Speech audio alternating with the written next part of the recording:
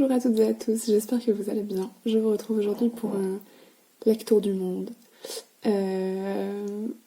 N'oubliez pas de vous abonner si vous aimez les conseils de lecture et les jeux de mots pourris. Moi j'attaque tout de suite parce que j'ai plein de livres à vous recommander. Alors le premier, qui est un livre que je recommande à tout le monde, les yeux fermés, vous pouvez y aller. C'est Petit Pays de Gaël Faye, qui est aussi un chanteur, un auteur-compositeur, interprète, qui fait des chansons magnifiques. Donc dans Petit Pays, on est plongé dans... C'est un roman qui est semi-autobiographique, je pense. On est plongé au Burundi, qui est donc le petit pays, en 1992, dans l'enfance du narrateur. C'est une enfance qui est douce, qui est belle, qui est... Voilà, magnifique. Et puis, malheureusement, petit à petit, il va y avoir une guerre civile et ensuite le génocide rwandais dans le pays voisin. C'est un livre qui est magnifique, qui donne la nostalgie du Burundi et qui est tout à fait doux amer. Enfin, vraiment, c'est un livre sublime que je recommande à tout le monde. Donc, vous pouvez y aller les yeux fermés. Le deuxième livre que je vous recommande, là on part en Amérique du Nord. C'est un livre qui s'appelle Mon petit bled au Canada de Zarka Nawaz, qui est un livre qui, lui, c'est une autobiographie assumée. Donc Zarka débarque au Canada quand elle a 6 ans. Avant, elle vivait au Pakistan avec ses parents musulmans. Et donc toutes les petites familles débarquent et c'est le récit de ce choc culturel entre les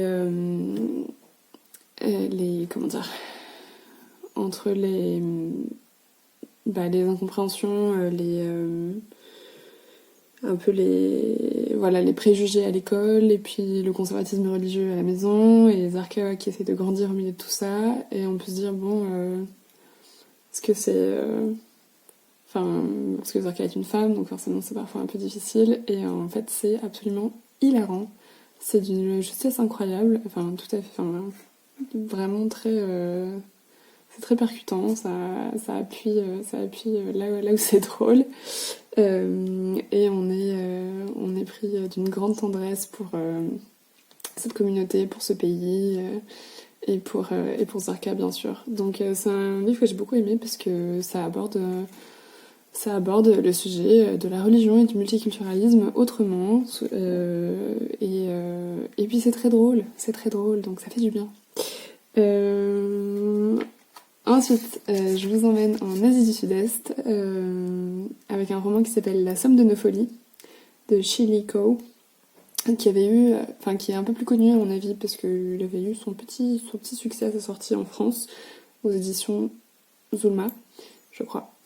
Et donc là, on est dans une petite ville au nord de Kuala Lumpur où il y a souvent des inondations et puis donc c'est une histoire un peu loufoque et foisonnante. Il est question d'un poisson, il est question d'adoption, il est question de deuil. Il y a du réalisme magique, il y a des fantômes, voilà, donc c'est le portrait d'une Malaisie qui à la fois qui regarde vers le passé avec des rites magiques, des fantômes, comme je l'ai dit, etc. Et en même temps des thèmes très actuels. Voilà, c'est le portrait de communautés qui cohabitent. Il y a les Malais, il y a les Chinois de Malaisie, il y a les touristes occidentaux qui en prennent aussi pour leur grade.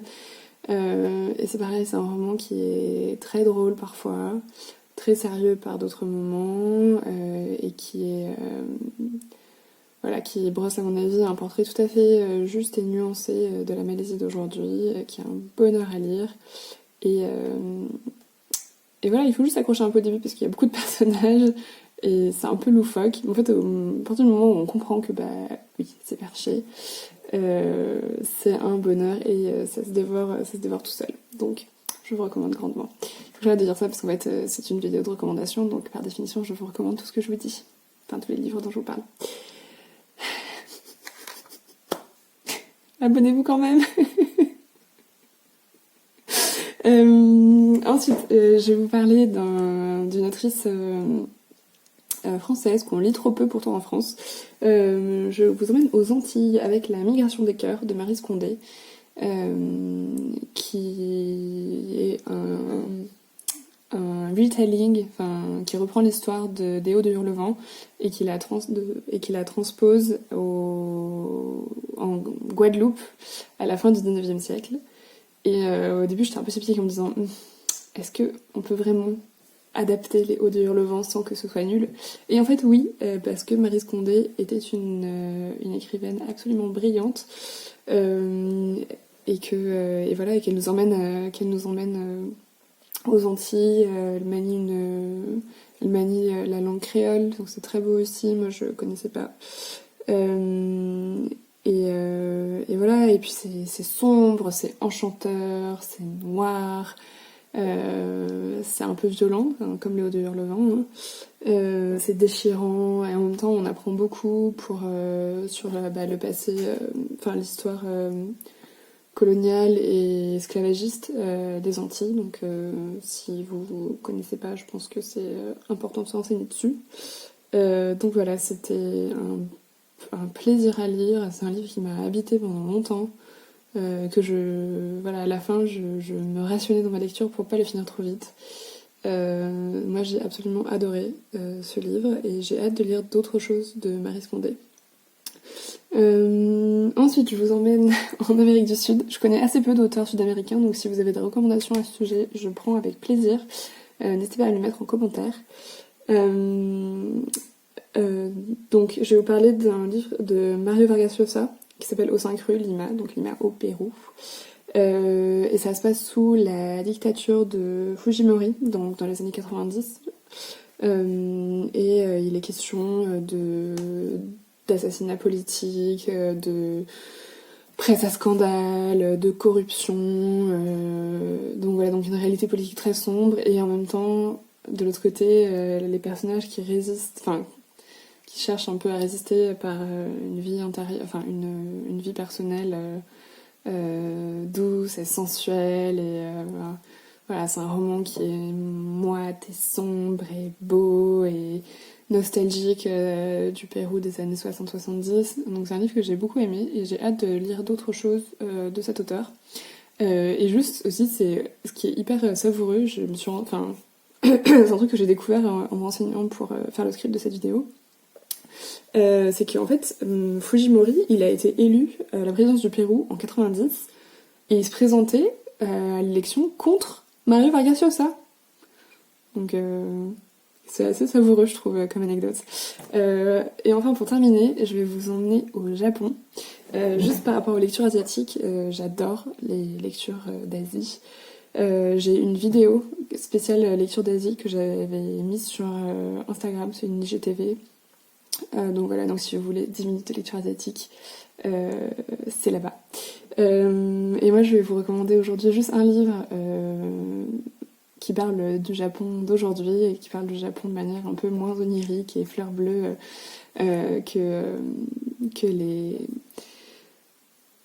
les Miyazaki et autres livres qui ont beaucoup de succès en France. Je vais vous parler d'un livre qui s'appelle Les remèdes du docteur Hirabu, qui est un livre de Hideo Okuda, et c'est un livre absolument hilarant et complètement loufoque, parce que donc on suit le docteur Hirabu qui est un patient, qui est un psychiatre qui soigne tout en faisant des piqûres. Il fait des piqûres à tout le monde, et pourtant ses patients sont guéris. Donc voilà, est-ce qu'il est idiot, est-ce qu'il est brillant, on ne sait pas.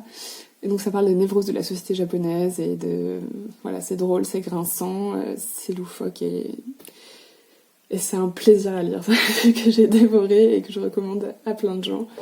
Voilà, donc c'est tout pour mon lecture du monde. Si vous avez des lectures qui font voyager à partager avec moi, je prends avec plaisir. J'adore ça. J'avoue que en ce moment, je lis relativement peu de littérature. Enfin non, c'est pas vrai. Pendant le confinement, j'ai lu pas mal de littérature française. Mais sinon, j'aime beaucoup la littérature étrangère contemporaine. Donc n'hésitez pas à me partager vos recommandations. N'oubliez pas de vous abonner si vous me supportez, et d'aller voir éventuellement mes autres vidéos, et puis mon compte Instagram où du coup j'avais partagé, avant d'avoir une chaîne YouTube, j'avais partagé beaucoup de lectures en IGTV, si ça vous intéresse. Bye!